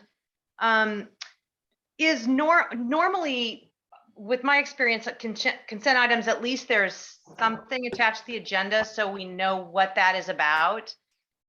So do we not normally do that? I mean, I was just because I wasn't familiar with this, and so Larry actually sent me the file, but I'm just, it's interesting to me to vote on something that that's not attached to the agenda in no information. So I don't know what our procedure is, but just help me. I'm used to city council meetings, so I'm sure it's different. Yes. I agree, Sorry. Andrea. I didn't get anything either, so I really don't know what this is about. Okay. Normally, what I want to do to answer that question is attach that to the agenda. I couldn't find the project, so I didn't do that. I apologize. Andrea, so it's my understanding that when something comes to land use, if it's a unanimous vote by the land use committee, it goes on the consent agenda. We don't look at it in any detail. We trust the committee to know what they're doing. If there's even one disagreement on the land use committee, then all the details are presented to the council for review and there's discussion. My understanding, if that's incorrect, you guys can correct me. Tom? Putting on the consent agenda, all the information for the council to look over should still be on the agenda. So any council member can then object to it if they want to. If not, then we just approve the consent agenda and move on. Correct. But yes, the information should still be there. There was some problems with the homepage, and hopefully I'm going to learn how to fix it so that when you go to land use and you click on files, this file should have been in there. It had been moved to the archive file for some reason. I found it there. So anyway, I'm going to make it more simple to find all of the files and information that land use has for LOCAC members to also be easy to find and have access to. Thank you, Larry. I appreciate Tom. Tom helped me out today too, so I appreciate that. And I think it just makes sense to attach it, link it to the agenda. That way we know what we're voting on. Not that I don't, have faith in the committee. I do, but it's weird to me not to know. Yeah, no, it should have been. It should have been there. It should have been attached. Great. Thank you. Thank you for that clarification. Could I get a motion? I make a motion. And your motion is? To accept the Childers Family Trust for their vacation rental as presented. Thank you. Can I get a second? Point of order. Technically, the motion should just be to approve the consent agenda. Okay. I'll just make a motion to approve the consent agenda. Okay. Second. All in favor? Any opposed? Candace, you're good to go. Thank you so much for being on tonight. And thanks everybody. Have a good night. Just real quick, who seconded that motion? I did. Larry. Thank you very much. All right, thank you guys. There is no regular agenda items for tonight. Business items. This is for LOCAC Council. I was looking at some old notes, and at one time we were talking about adding speakers throughout the year. And examples, Coastal Commission people, CAL FIRE, code enforcement. Is that something y'all would like to see? And if so, how often would you like to see it? I guess I have an opinion because I feel like it'd be more of an outreach thing. Like the reason we do it is to get more people to the meetings, maybe. I don't know where, I think we probably need to answer that after we do strategic planning discussion, because I think it's more of a, what is it we actually want to do with this thing?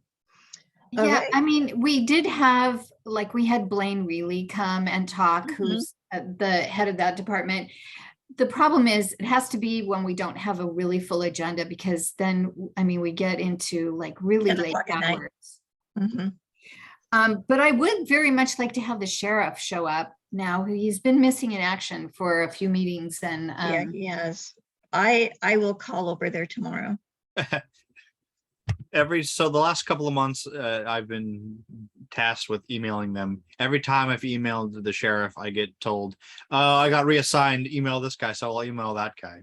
And then that happened again this month when I emailed the new guy, so there's an even newer guy. I don't know what's going on. I'm sorry. I have someone I know that I can ask, so I will take that one on. All right, B, website training for committee leadership. I think we talked about that already, so We that's did. I want to take this moment, since it's not on the agenda, but with all the discussions that we're having, before we talk about the strategic committee, can I give kind of an update of some of the stuff I've learned for incorporation and tax stuff and planners and politicians? Because everything that got brought up is going to be very helpful if I give you what I've learned. Sure. Yeah. Okay, cool. That's the end of that. So you can give me space for that whenever you want to. But... Okay. Let's do strategic planning and then come to that. Cool. Cool. Okay. Strategic planning session. We talked about that a little bit last time, and then I sent out an email to the whole group about some of my thoughts about strategic planning and how to look at how we want to see Los Osos in the next, 3 to 5 to 10 years. What is our vision for now? What's the committee's vision? What are the committee's goals and objectives?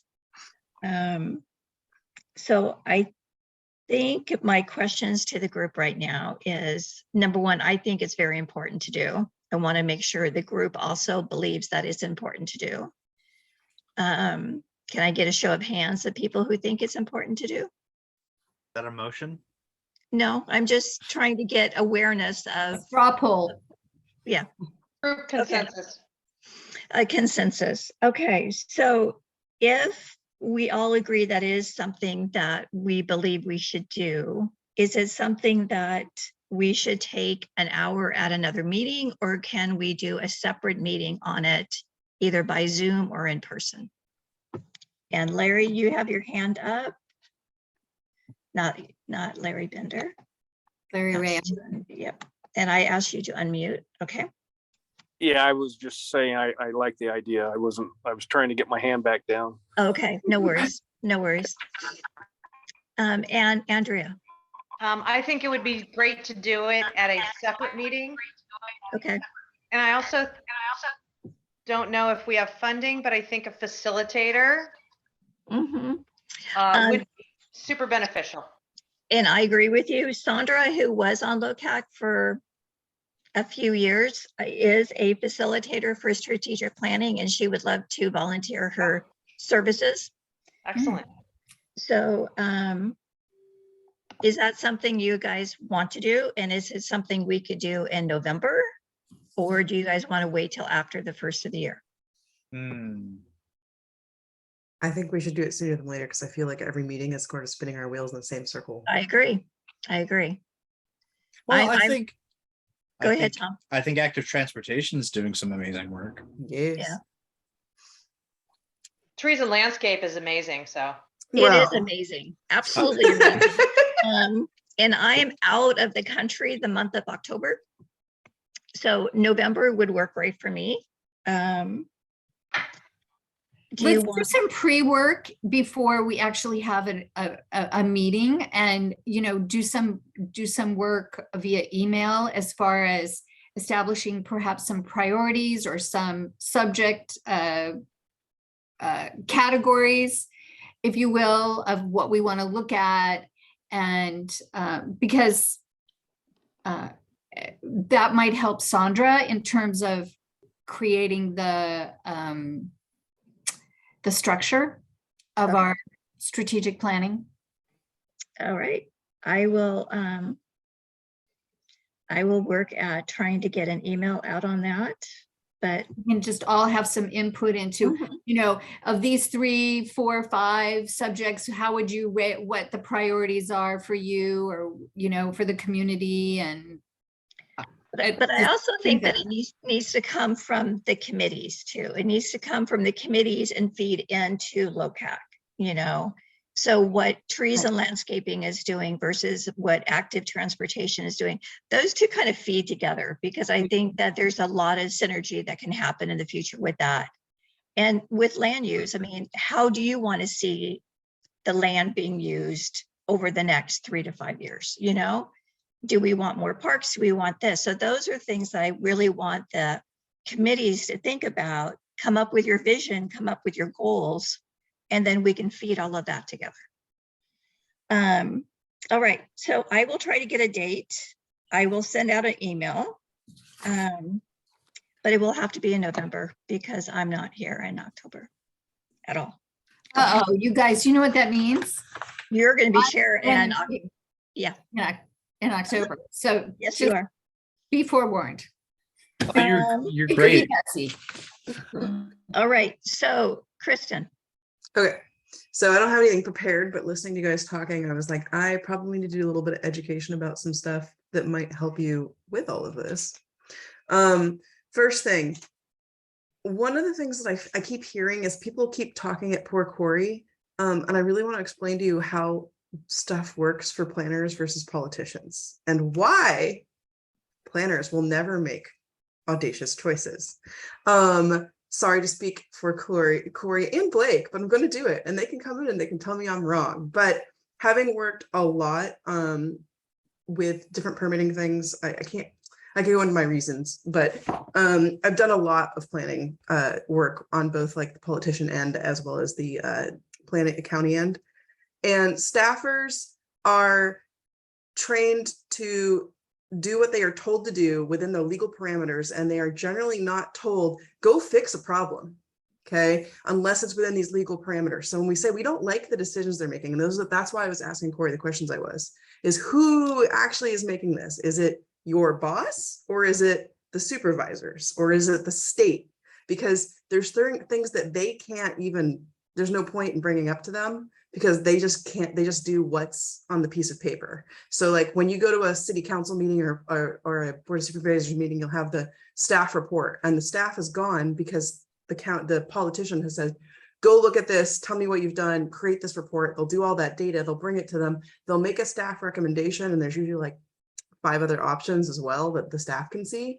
And then the politicians can completely ignore the poor staff and be like, I don't really like that because my voters like this and I want to stay in my position, or they have a longer view of it than the staff are even able to, or they have a more audacious. So if we really want to solve the problem, this is the questions that's been coming in this whole time. Of all the things of us being ignored, it absolutely has to be at the supervisor level or higher, aka state. And so when we talk at poor Corey, I just really want to say, like, Corey's receiving your information, but there's not a lot he can do. And like every planner I've ever spoken to, or any like city or county office, like person in these positions, they're like noted, but they're not going to be the ones that are taking the information and making changes. So I just really need you guys to understand that.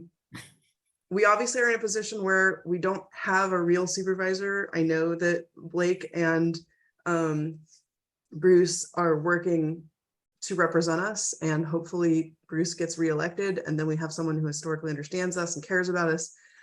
If he doesn't, we're very much on our own, and we're going to be very much on our own until there's another vote. And even then, the way that it's been penciled out, if we don't get into that, we're really not going to be well represented. So there's a great opportunity here for us to take the leadership in a number of ways. And one of the reasons why I was really excited about John is that he's also a journalist. And one of the things you can do is you can put a lot of pressure on people with letters to the editor and using the media. So if we want change to happen and we don't have somebody on the supervisor who's going to go to battle for us because he has to do other things, we need to take it to the media. And so this is something I want you all to know. So some of you guys have been working on the media, but like for things like this, we're like, we're not being represented. Look at this effect, look at all this stuff. The pressure comes that way. And I've been doing a lot of like side advocacy work for like YIMBY and things like that. It's very effective. So that's my piece there. I'm also on the incorporation committee, and it's really just the two of us, me and John Eric. We've met with Ron Munns and talked to him about what is the next step. This is super interesting. So my default is to be like, I want to gather all the data and I want to find all the numbers. I want to find out, like, we're all talking about what is our tax base and all the stuff, everything you've brought up. Like Ron's like, this isn't going to work because of that. And I'm like, no, look at all of these people have just bought new homes, and there's a huge, much larger tax base that those people are paying far higher taxes than I did when I bought my house 10 years ago, and much higher than most of you guys who bought your house 20 years ago. We don't have records of that. They don't even really parse it out. We have to like ask for it and get all that data. But even then, to incorporate, it doesn't matter. There's a legal test.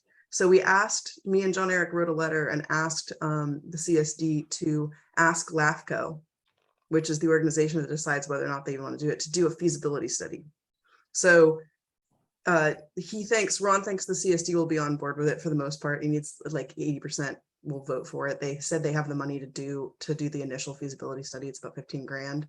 So there is movement forward on that, but interestingly, it's all legal stuff and has nothing to do with finances. But the reason that I wanted to bring this up, because y'all are like I said, we're all spinning our wheels. There is an interesting tax-based loophole, which John Eric brought up. There is a fire tax. It's called Zone B. I'm looking at my notes here, that we pay into, and that fire tax can be diverted to us for projects. So that's a fun thing to play with if we want to play legal, we want some money and it's not going to come from there, which is another reason why this committee could be very effective if we wanted to also impose taxes to support ourselves, if we're going to be strapped the way that Corey was discussing it. So there's a lot of creative stuff, but it's going to come from us. It's not going to come from our supervisors unless we're browbeating them and somehow have a lot more power and fear, and we have none really. And it's not going to come from the planning department because their job is to do their job and not look audaciously to support us. And that's what I think he was kind of casually trying to say. So go, John, I'm done. Okay. Tom had something. I saw his hand. I know, but he disappeared. There you are. I got called on, so I lowered my hand. So you say like any potential like project like that are going to come from us. I presume that's impossible. Just like we hold a vote and then it suddenly gets done.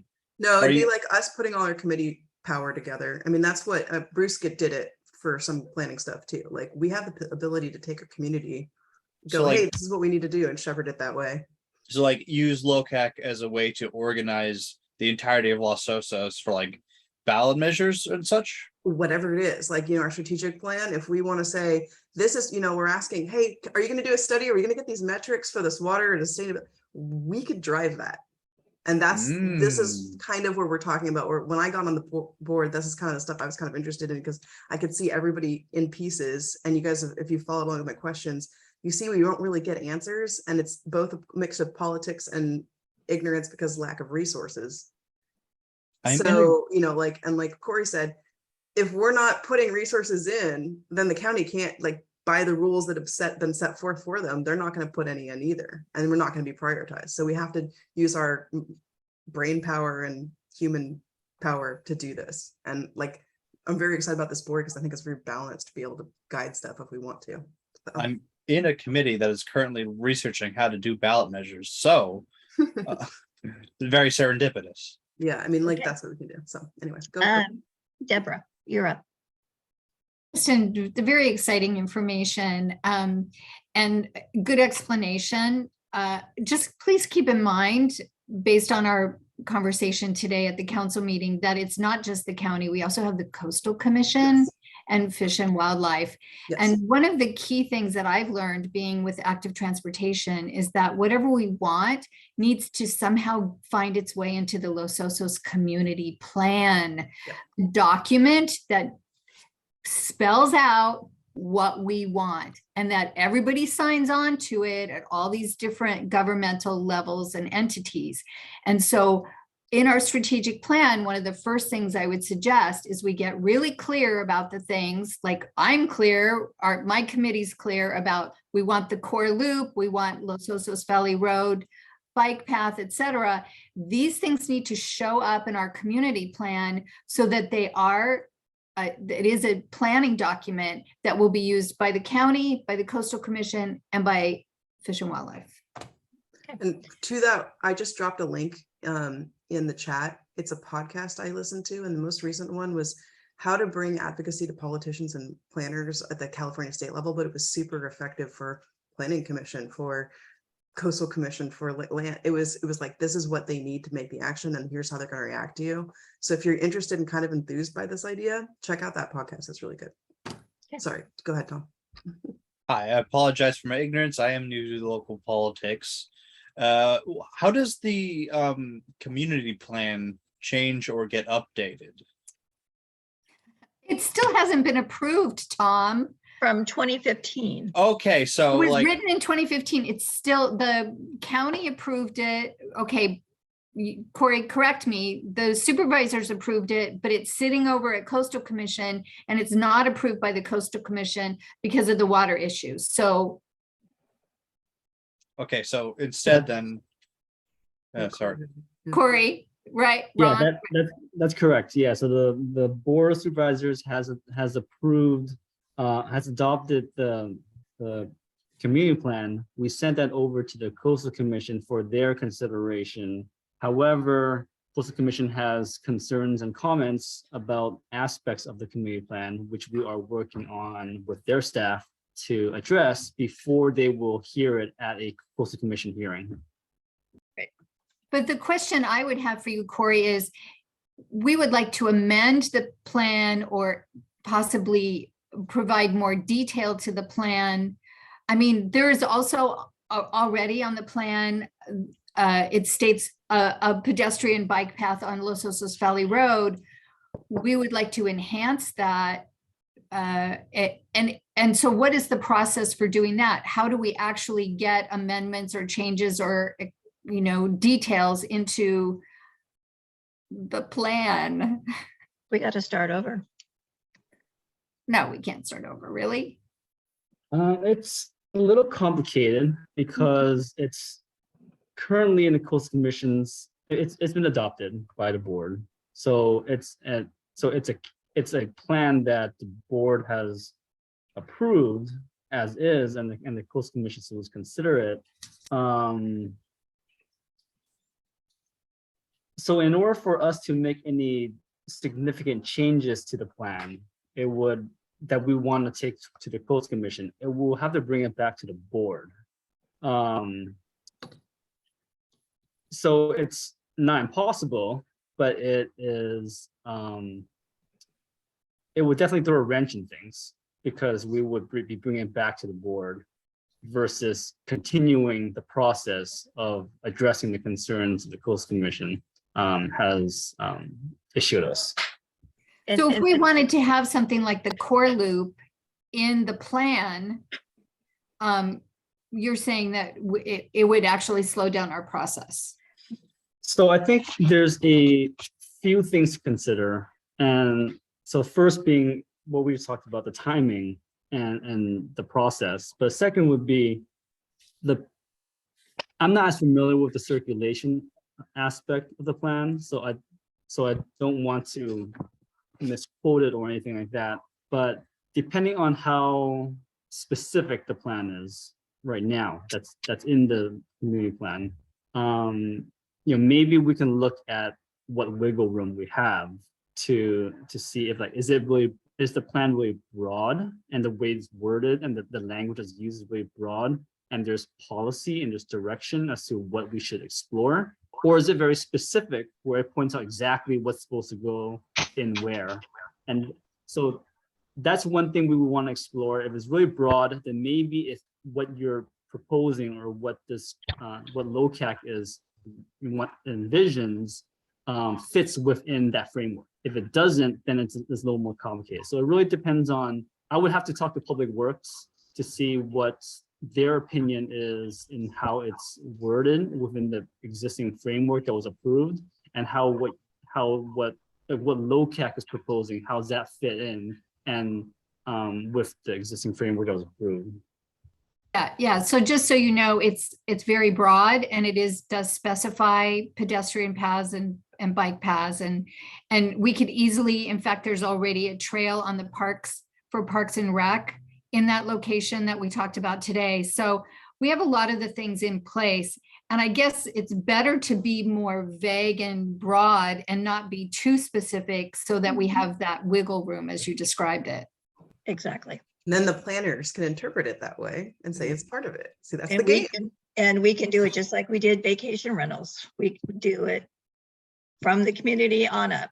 So there's ways to do it. One more, and then we have I have one more thing and then we need to adjourn, hopefully by 9 o'clock so Jim can go to bed. How about all of us? Tom, did you have your hand up? Yes, I did. I was just, it's gonna be a long discussion for it. It's like, if the, like, plan gets passed, then what? Are we just like SOL if we want something that's not explicitly in it or vaguely in it? No, because vacation rentals were not in it. And we did a grassroots thing. We got the community involved. We went to the planning department, got their okay on it. We went to planning commission then, got their okay on it.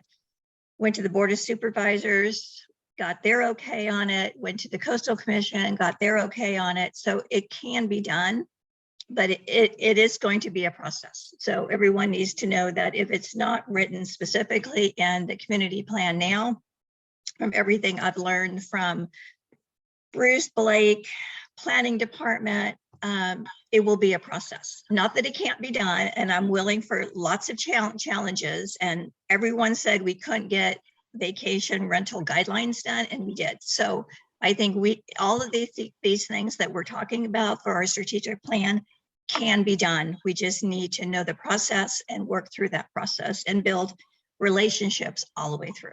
And that piece, I don't know if you all know, but I'm part of like the YIMBY group. So I know this because everybody cares about ADUs and vacation rentals. Most of the communities in San Luis County are adopting our plan. That's right, copying us. So if we can identify things that other organizations care about, we get together with their or agencies, then we have more people helping us. We just have to have a focus about what we want to do. So. Yep. The last thing I have is the November meeting is on Thanksgiving. So that's not going to work. So normally LOCAC, for all the new members, LOCAC combines November and December. So I'm going to send out an email about December 8th or December 15th of December. And then we'll do a combined meeting for those 2 months, and you guys can vote on which date works best for you. And then whoever has the most will go for that. Is that all right? Sure. All right. Can I have a motion to adjourn, or can we just adjourn? We can just adjourn. Okay. Thank you guys very much. I appreciate it. It was a great meeting tonight. Great meeting. Thank you. Thanks, everyone. Bye. Good night. Jim, happy birthday, Jim. Yeah, happy birthday, Jim. Happy birthday, Jim. He's Oh, gone. he's gone. His birthday is sleeping. Thank you.